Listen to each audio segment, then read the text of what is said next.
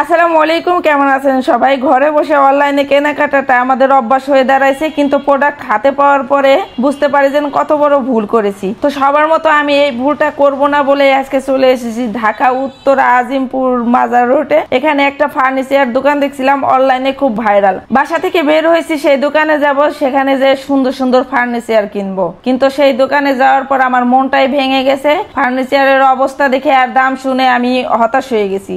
অবশেষে সেই দোকান থেকে বের হয়ে আসছি, আর রাস্তা দিয়ে হাঁটতে হাঁটতে ভাবতেছি একটা কাঠের খাট কিনবো, স্টিলের একটা আলমিরা বানাবো, এইভাবে আমার ছোট ঘরটাকে সাজাবো।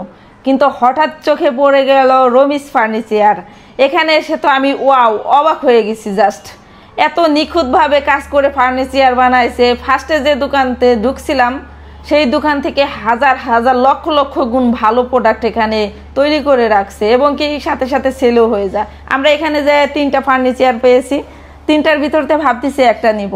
এত নিখুঁতভাবে কাজ করা, কোথাও কোনো দাগ পার নেই, কোথাও একটু সমস্যা হয় নাই।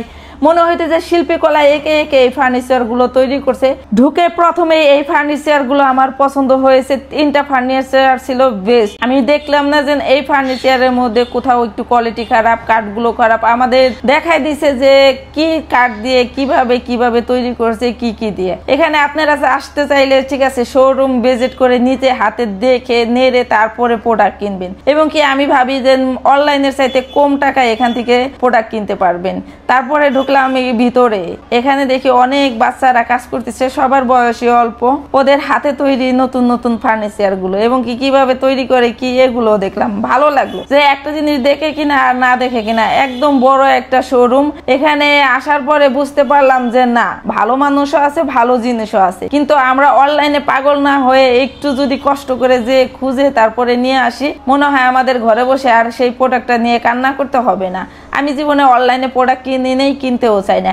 আজ আমি আসছি এই দোকানে ফার্নিচার নেব, এটা এই ডিসিশন ফাইনাল। কারণ হচ্ছে আমার ফার্নিচার গুলো দেখে অনেক ভালো লেগেছে। তো তার কার রেজেক্ট কোথায় আছে সেটা আল্লাহ পাকি ভালো জানে। এই দোকানের উদ্দেশ্যে কিন্তু আমরা আসছিলাম না, কিন্তু এই দোকানে এসে আমাদের ফার্নিচার ভালো লেগেছে, এই জন্য ভাবতেছি যে না, এখান থেকে নিয়ে যাব।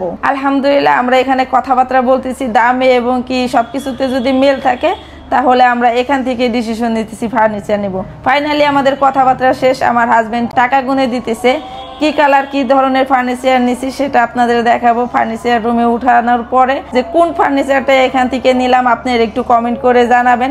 আমরা চলে যাচ্ছি, আমরা এখন একটা গাড়ি ভাড়া করে চলে যাব, আর খুব ছোট একটা পিকআপে আমাদের ছোট ছোট ফার্নিচার গুলো, স্বপ্নের ফার্নিচার গুলো চলে যাবে। দোকান থেকে ফার্নিচার গুলো নিলাম। রমিজ ভাই অনেক ভালো মানুষ, তাকে বলছিলাম যে এক্সট্রা কি গাড়ি ভাড়া দেবো, এইটাই চলে যায়। কয় কি না আপা, এত ছোট গাড়িতে যাইতে পারবেন না। পরবর্তীতে আমরা একটা সিএনজি নিয়ে চলে আসলাম। ফাইনালি আমাদের এই যে প্রোডাক্টগুলো চলে এসেছে, খুবই ভালো লাগলো হাতে পেয়ে।